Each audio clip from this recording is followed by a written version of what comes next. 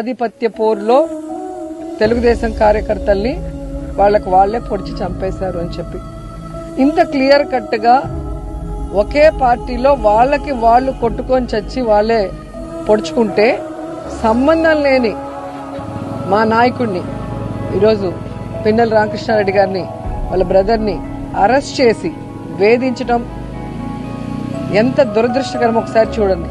ఎందుకంటే చంద్రబాబు నాయుడు కూటమి ప్రభుత్వం అధికారంలోకి వచ్చిన రోజు నుంచి పిన్నెల రామకృష్ణ గారి కుటుంబం మీద ఏ విధంగా కక్ష సాధిస్తున్నారో మనం అందరం చూస్తున్నాం.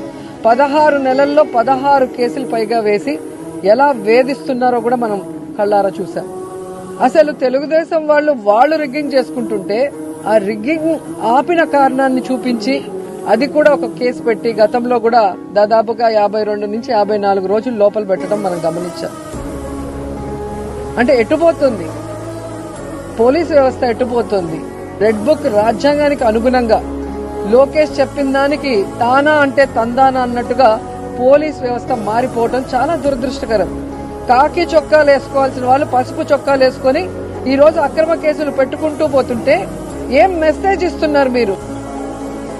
రాబోయే కాలంలో దీనికి 10 ఇంతలు చేయమనా?